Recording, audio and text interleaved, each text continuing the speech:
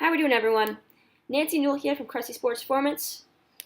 So this past weekend, I had the opportunity to speak at the Mohegan Sun at the World Softball Coaches Convention in Connecticut. So that was a very great experience. I was able to meet a lot of college coaches and high school and middle school coaches, and I think a lot of my presentation really resonated with them and gave them ideas on how they can change their warm-ups to help fit the softball population. After presentation, I had a lot of email outreach on coaches who wanted me to be able to create a presentation where they were actually able to see the exercises in action, be able to refer back to them in the future. So this blog post is going to be all about that. So before I go ahead and lay those videos out, I just want to do a quick overview of the main focus of the warm-ups.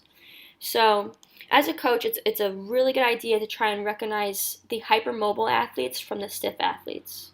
So first questions first, what is hypermobility? I think if you go ahead and you take a look at this photo here to the right, this here is a great example of it. So I find a lot of softball players tend to gravitate towards this crossbody stretch, right? But first we have to ask ourselves, what is the purpose of the rotator cuff? So the purpose of your rotator cuff is to prevent, inferior and anterior translation of the humerus, right? So the humerus is just your arm, right? Your arm and the humeral head, it needs to sit in the glenoid or in the fossa, right? It's kind of like a T, and then a golf ball sits on top of the T. So that's kind of what's going on, right? So what's happening is Leah here is feeling tight, so she's like, all right, let's do a cross body stretch, right? So what you're actually doing is you're literally pulling the humerus away from the fossa, and you're basically stretching the posterior capsule of the cuff, right? So in my mind, I don't think it's a great idea to take a loose athlete and make a structure that is so weak and thin, and yet so important for shoulder stability, and try to keep stretching it out, because once that band is stretched out, it's really hard to get it to go back to the way it was, right? So a simple test you can do with your athletes is use the Bain laxity scale, right? So there's 5 different tests, and you could run this on your entire team probably within a matter of 5 minutes. It's really simple.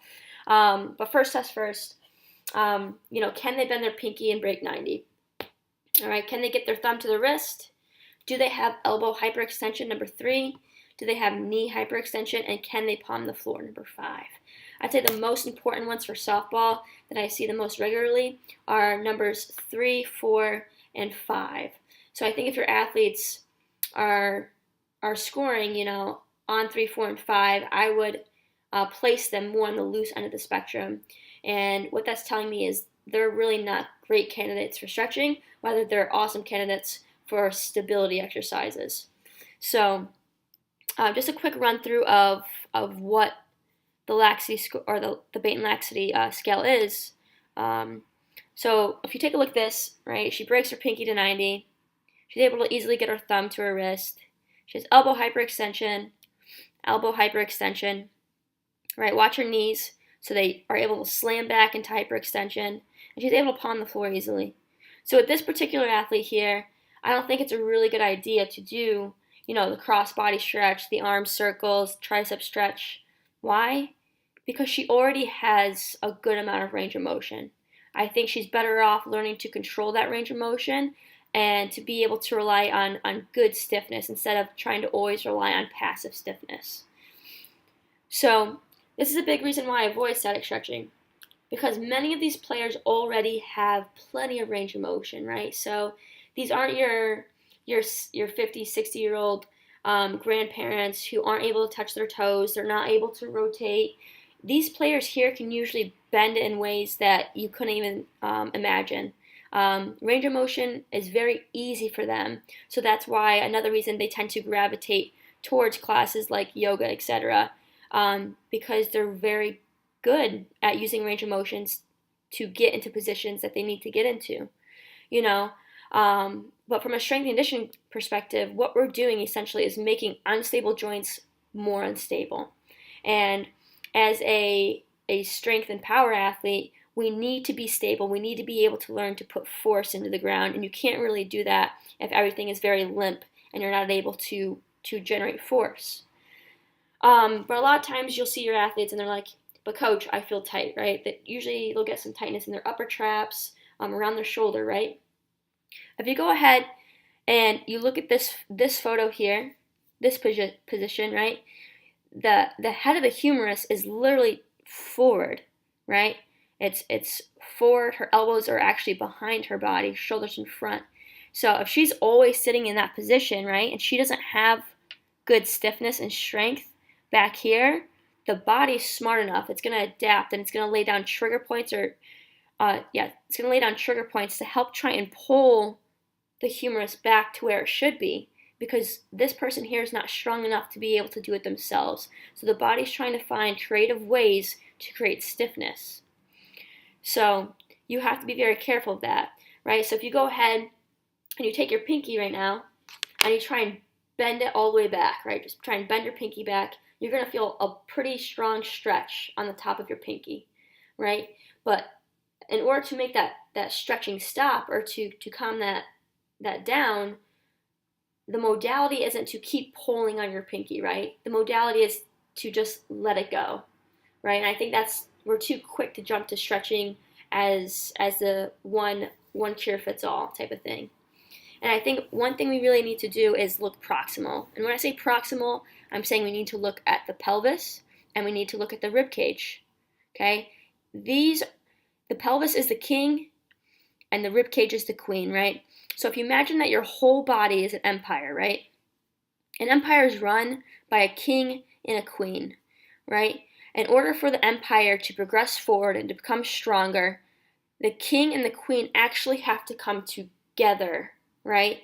And if you take a look at this photo, the king is pointing down to the ground, and the queen, the rib cage, is actually pointing up, right? So the king and the queen are actually going in opposite directions, right? So the empire is not going to be strong, and it's probably not going to last long. It's actually probably going to break down a lot faster than someone who's able to bring the king and queen together and to move in that same situation.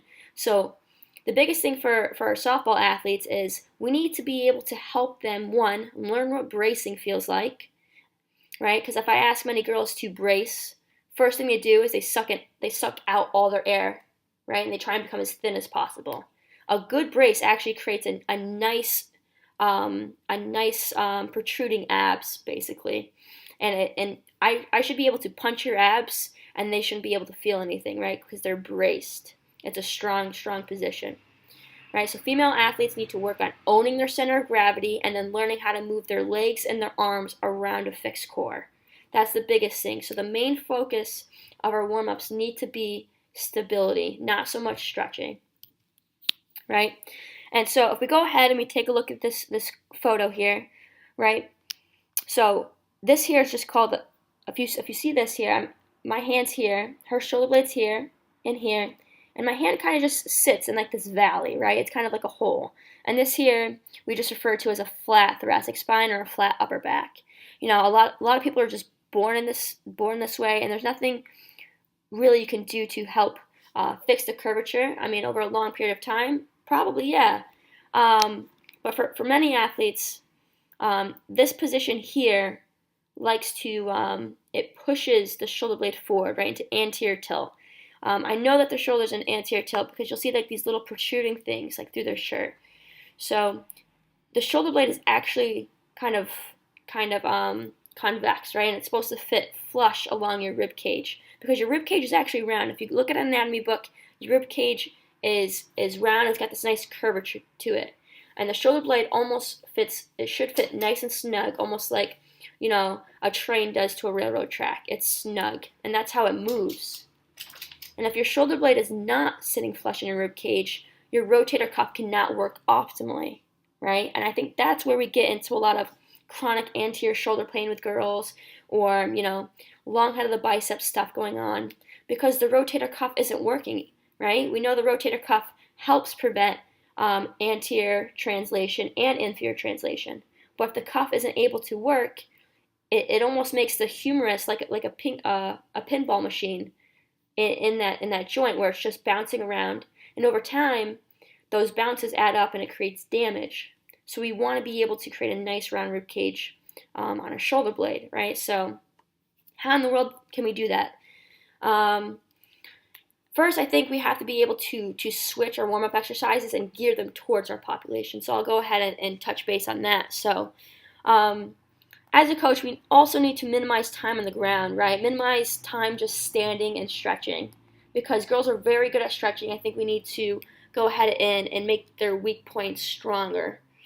So in my mind, spend in-place ground movements 2 to 3 minutes. Keep that minimal.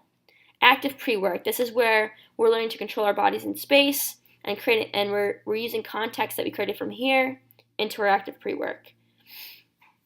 Dynamic work, we're getting into a little bit more like skipping, reactive stuff, and then build-ups, just being an athlete. So in-place ground movements, right, our main focus is we want to avoid end ranges. We want to avoid those end ranges we talked about through the Bate and laxity scale. I think the most ones you're going to see are elbow hyperextension, knee hyperextension. We're also going to see like a lot of lumbar extension on girls, which is something we don't want to be in. In-place ground movement should also be focusing on moving around a fixed core or a braced core. Can they control the king and queen and have them work together? That's the biggest thing. So 3 exercises here. I have your supine bridge march, dead bug, and bird dog. So I'll go ahead and detail so you guys can check that out. Supine bridge here. Heels are pretty close to your butt, not all the way. Hands are flat. All right, all I'm going to do is I'm going to do a nice brace on my core. I'm going to drive through my heels, okay? So driving up, as I go, I'm trying to drive my knee back as far as I can. I'm trying to keep a nice straight line from my shoulders to my hips to my knees.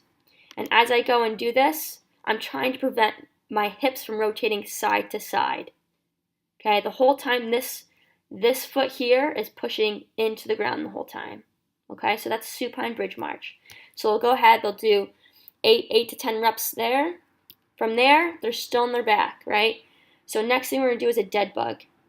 For this position here, if your athletes are having a hard time understanding what bracing is, as a coach, get down on your knee, take your arm and place it across her arms here and across her knees here, and tell her to push inwards to your hands, both sides, and she's going to feel a very strong brace here, right? So from now on, you refer to that position, that tension as a brace. Create that brace so they understand what it feels like and what it means. So for the dead bug, opposite arm, opposite leg, my rib cage isn't flying up in the air. Everything is staying rock solid from my shoulders to my hips, right? So I'm using my butt to push my leg out, and I'm using my lower abs to pull my knee back in. Bird dog, I think the setup is the most important. So biggest thing, setting up, shoulders are underneath the hands, the knees are underneath the hips. And your body's very smart because it wants you to do things as efficiently as possible. So if you make exercises harder, it's not going to like that. But that's what we want. So you need to make sure as you're doing this or as you're coaching this, you need to keep your body weight floated towards your hands, okay? Because as girls do these reps, watch their shoulders. As they do this, they're going to start floating backwards so they don't have to work as hard, okay? So I'm going to go opposite arm, opposite leg. The whole time, the biggest thing is we're saying, hey, are they moving through their low back? We don't want that. We want straight, their butt's driving the heel backwards. I'm pushing into the ground. I'm pushing into the ground with my arm. My arm is staying long and straight. And I'm almost trying to pull this hand to this knee. I'm creating kind of like an X tension. All right? If you're feeling this right, you will feel it in your abs, and you'll feel it in the opposite butt. Okay, so that's a bird dog. So now we're done on the ground. Now we're going to do our pre-work. Biggest things is we need to avoid energy leaks coming from the lumbar or the lower back. We want to prevent forward head posture because a lot of times when girls are sprinting or running, they jut their head forward to simulate like they're getting somewhere quicker.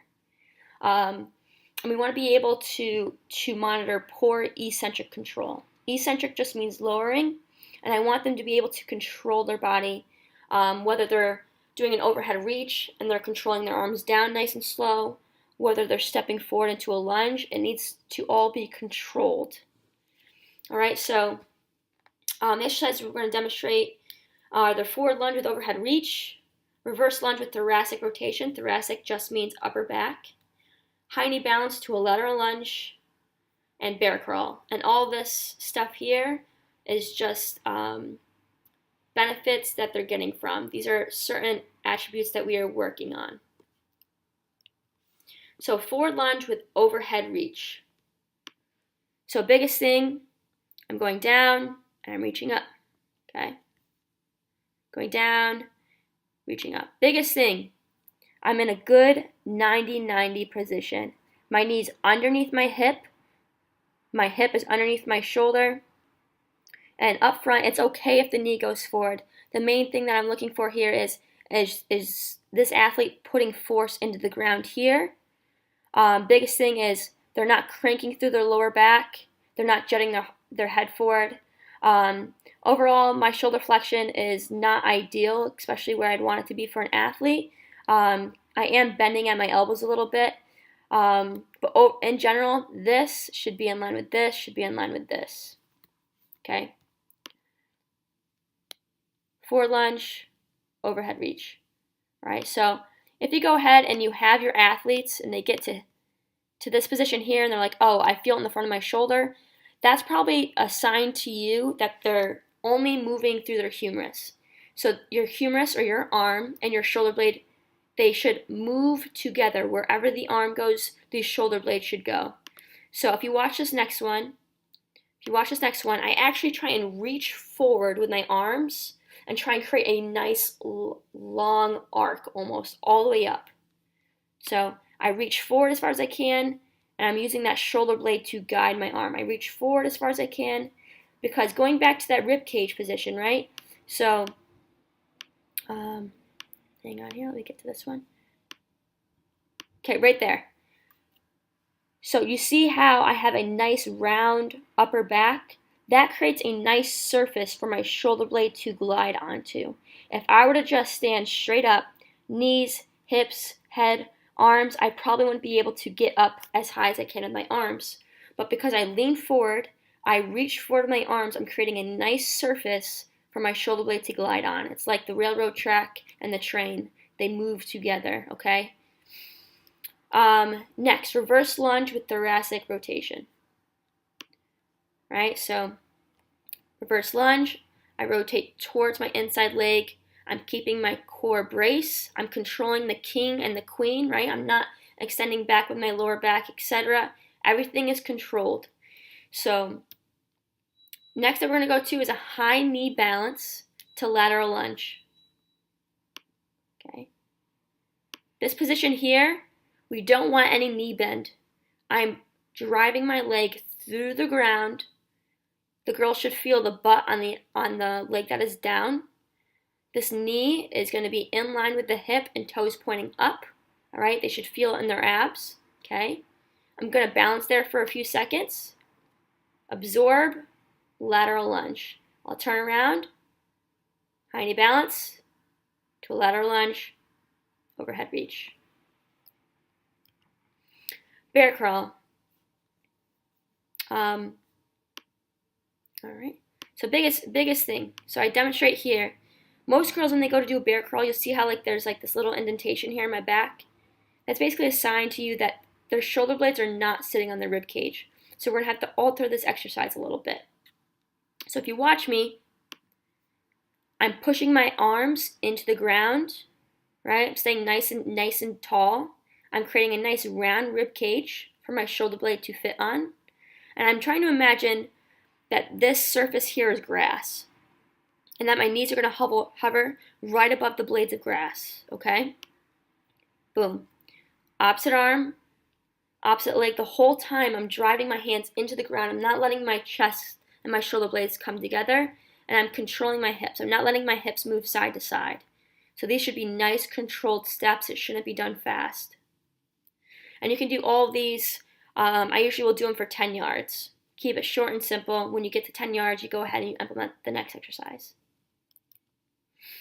Dynamic work. Our main focus, one, we want to avoid energy leaks. Can they control the king and the queen as they're starting to move a little bit faster? We're focusing on locomotion and building athleticism, right? The game is built to be fast. So the first two, hiney skip and a lateral hiney skip, I'm focusing on locomotion. Are they using the right arms and legs together? Are they able to create nice reactive ability, right? Are they spending the least, I want them to spend the least amount of time on the ground. Double side shuffle. You can throw the softball catch in there if your athletes are starting to get a little bit more advanced, etc. But for right now, we're just going to do the side shuffle. And then lateral hide ins with a stick. Stick just means you're going to own the position when you're landing. You're not going to move. So these, again, will be for about 10 to 15 yards, whatever you want. So hiney skip, right? I'm on the balls of my feet. My knees are trying to go hip height, and then I'm sprinting 10 yards. Okay, so it could be a 5-yard hiney skip to a 10-yard sprint, etc. Lateral hiney skip. Opposite arm, opposite leg. When I'm ready, it's a push, push, push. Okay, and you're gonna do this both sides. All right. If your athletes are having a hard time performing this movement, right? We just did a hiney skip before, so have them skip in place. And then when they feel ready to go, try and have them inch a little bit each way. They don't have to be bigger steps like I was demonstrating, but give them a chance to be successful and work on little steps at first. And once they get the hang of it, then you can create some rhythm. So double side shuffle. So you're going to do a shuffle. Can they stop? 1, 2, and go ahead and own it. So can they show that they have the ability to create force, stop, absorb it, and then recreate that force again. Repeated lateral hide ins. I throw my hips back, I stick it, and go. All right, so I'm using my hips to catch and to absorb my force. All right. Sprinting, biggest things. We want to avoid energy leaks. We're focusing on locomotion and being aggressive. So we have a 5-yard hiney skip to a 10-yard sprint. We have mirror sprints, sensory touch sprints, falling starts, and flying 10s. So a 5-yard hiney skip to a sprint. Just gonna hiney skip off to a sprint. And I apologize. The hiney skip in the dynamic work will just be a hiney skip, and there won't be a sprint. This is more dynamic. So skip to a sprint. Mirror sprints. Team up with another athlete, all right? I usually go for anywhere from 15 to 20 yards, okay? Softball is an open skilled sport, meaning the environment is unpredictable, right? So if your warm-ups are always predictable, it doesn't give your athletes a chance to actually be in their element. And there are some sports that are closed skilled sports that are self-paced, and those sports would be like archery, powerlifting, weightlifting. Those are all sports that you go when you're ready to go, and everything's very predictable. Many sports are open skilled, such as softball, basketball, etc. So you can add those elements into your warm-ups. So I have Julius here. You're going to have an athlete in front, an athlete behind, and all I'm going to do for 20 yards, he controls the pace, he controls the direction. I'm just going to try and mirror him.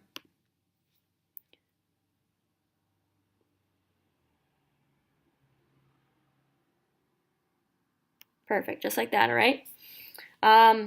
Next, partner touch and go sprints. Softball, baseball, they're all sports based on senses, right? And decision making. When are you going to, shoot off the bag to try and steal second? When are you going to start and initiate that swing? A lot of it is based upon senses, so you can also add that in to your warm-ups. So I just call these partner touch and go sprints. Julius, you're going to have a line of athletes here, their partners lining up whenever, and these athletes decide when they want to go. The athlete beside him could go immediately. Julius can take his time. He could walk up to me. He can sprint, etc. But as soon as I get touched, I'm going to try and sprint and chase him down within 10 to 15 yards. All right, so just a little sample. He's going to touch me. I'm going to turn. I'm going to try and catch him within that 10 yards. okay? If you want to work on acceleration, create that limit for them to catch their partner and make that shorter, because that's going to help them accelerate first. All right, falling starts. You're just going to be in an athletic start position, almost as if you were on the bag, and you're going to let gravity assist you, right? So as I go down, I let gravity take me, and then I drive off, and I go. So these I like to be the distance of the bag, all right, or a little bit further actually. And lastly, flying tens. This here is just a sprinting name from the track and field. So flying tens. Basically, I'm going to jog 10 yards, I'm going to sprint 10 yards, and then I'm going to jog 10 yards. Teaching athletes, to accelerate and then decelerate over a period of time. Now, if you want to make this more similar to games, after I do my first jog sprint, my last jog, the entire jog, I'm looking over to my right shoulder, right, for a pass ball. I'm learning to decelerate. So I go ahead, I'm jogging, sprint, and then I jog. Okay, so if you want athletes to be more specific, have them look to the right as they're running for that 10 yards. So these are certain references that I use, so you can go ahead and check those references out if you're interested in reading more about this. If you have any questions or open discussions or any topics that you want more information about, I'd be more than glad to help you guys out. You can email me at nancynewell02@gmail.com, or you can visit my website for more softball information. If you have social media and you want to keep updated with what I'm doing, you can go ahead and follow me. These are my social media platforms. But if you have any questions or any comments or any videos that you guys would like to see featured or learn more about, just go ahead and let me know. So I hope you enjoyed this, and I hope this helps you with your warm-ups.